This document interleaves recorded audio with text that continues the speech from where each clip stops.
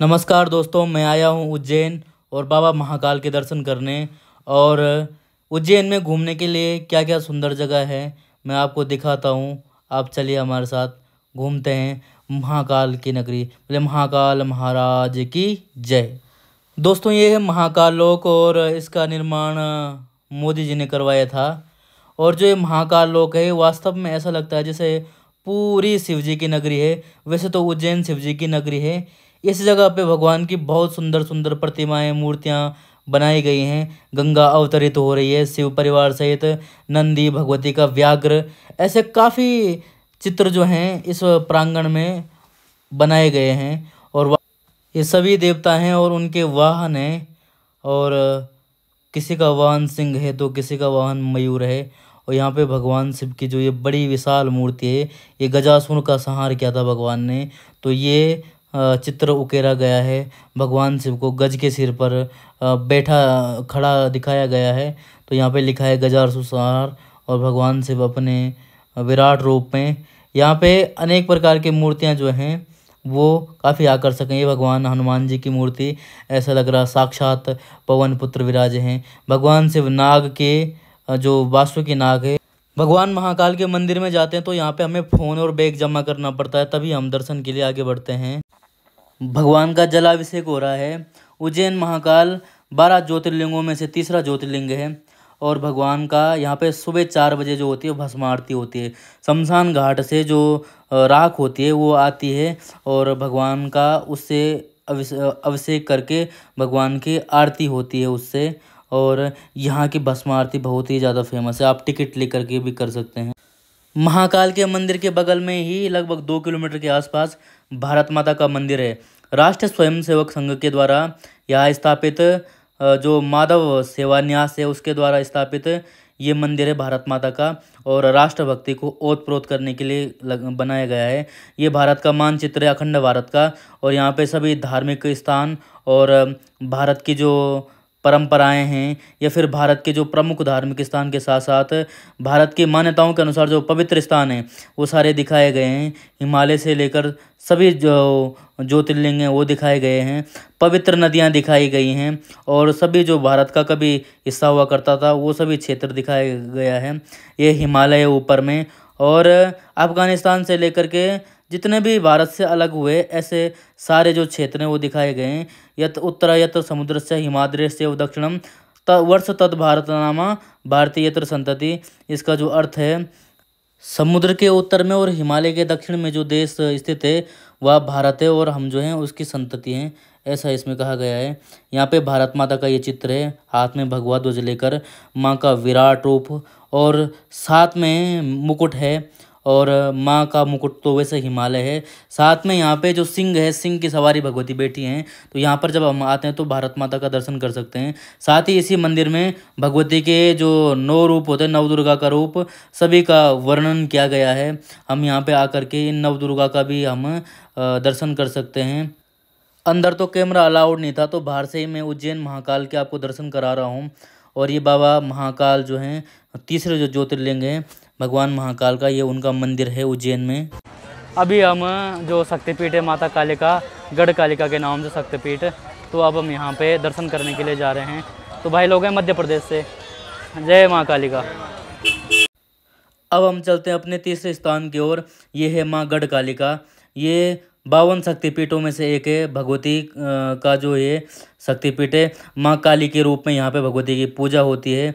शक्तिपीठ क्या होते हैं कि जब माता के जो भगवती सती ने अग्निकुंड में छलांग दे दिया था तो भगवान शिव उनको अपने कंधे पे लेते हैं और पूरे हिमालय विचरण करते हैं। तब भगवान विष्णु चक्र से काटते हैं उनके शरीर को ताकि भगवान शिव मोह से छूट जाए। तो वो जो हिस्से हैं भगवती के, वो जहाँ जहाँ गिरते हैं उस स्थान को शक्तिपीठ कहा जाता है। तो 52 शक्तिपीठों में से एक ये भी है। इसको माँ गढ़ कालिका के नाम से जाना जाता है। और ये शक्तिपीठ भी उज्जैन महाकाल से बहुत दूर नहीं है, 2-3 किलोमीटर के आसपास ही स्थित है।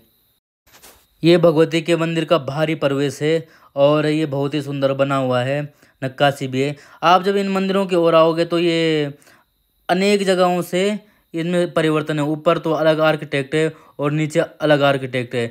नीचे प्राचीन आर्किटेक्ट है और ऊपर आधुनिक आर्किटेक्ट है। इसका कारण क्या है कि इन क्षेत्रों में जो है बहुत सारे दिक्कतें आई हैं।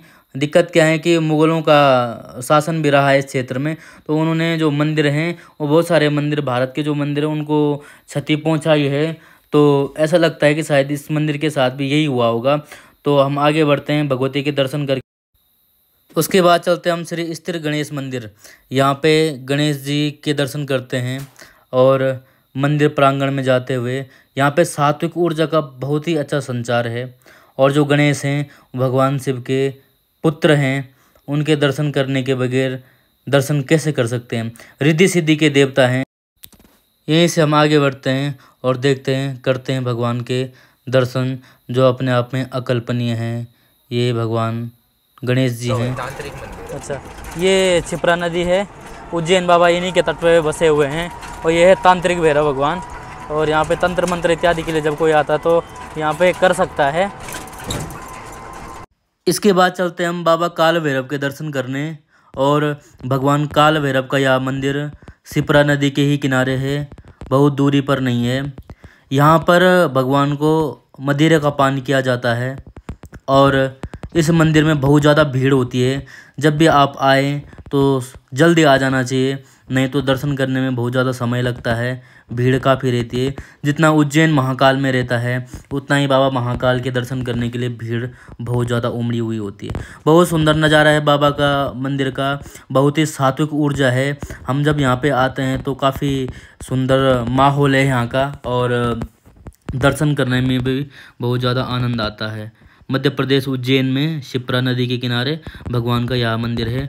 और इस मंदिर के बाद हम अपने अगले पड़ाव के लिए बढ़ते हैं और यहाँ पे भगवान दत्तात्रेय का भी मंदिर है, ब्रह्मा विष्णु महेश के रूप में। तो ये है काल भैरव जी का मंदिर उज्जैन। और यहाँ से उज्जैन काल भैरव जी के दर्शन करने के बाद हम चलते हैं अब भगवान के अगले पड़ाव पर। ये है मंगल धाम और यहाँ पे मान्यता है कि सभी ग्रहों की पूजा करने पर यहाँ पे ग्रह दोष दूर हो जाते हैं। तो ये पूरे विश्व में भगवान मंगल का एक ही मंदिर है। 9 ग्रहों में से एक यहाँ पे मंगल भगवान की पूजा होती है। काल सर्पदोष आदि के निवारण, जय श्री कृष्ण, काल सर्पदोष आदि के निवारण के लिए यहाँ पे जब आप आओ तो पूजा करवा सकते हो सभी ग्रहों की शांति के लिए। ये मंगल भगवान का मंदिर है जी। और नवग्रह जब या काल सर्पदोष से अन्य कोई समस्याएं होती ग्रहों से संबंधित तो क्षिप्रा नदी के तट पर भगवान उज्जैन के मंदिर के पास यहाँ उसका निवारण करवा सकते हैं। ये आश्रम है महर्षि संदीपन जी का। अब पहुँचते हम उनके आश्रम के पास और विद्या स्थली है ये संदीपन जी का आश्रम वही संदीपन जी हैं जो भगवान श्री कृष्ण के गुरु थे। और यहीं इसी आश्रम में भगवान श्री कृष्ण ने, श्री बलराम जी ने और सुदामा जी ने इसी आश्रम में शिक्षा ग्रहण की है। यहाँ पे भीड़ लगी है काफ़ी, तो यहाँ पे जब हम जाते हैं तो भगवान श्री कृष्ण बलराम जी का और सुदामा जी का यहाँ पे मंदिर है। इस मंदिर के बाद हम दर्शन करते हैं और दर्शन करने के बाद इस आश्रम में चलते हैं। इस आश्रम में बहुत सारी सुंदर सी जानकारियाँ हैं, सुंदर सी कलाकृतियाँ हैं। भगवान यहाँ जब अध्ययन किया भगवान ने तो जितनी भी कलाओं का ज्ञान जितने दिन में उन्होंने सीखा सारा यहाँ पे दिया गया है।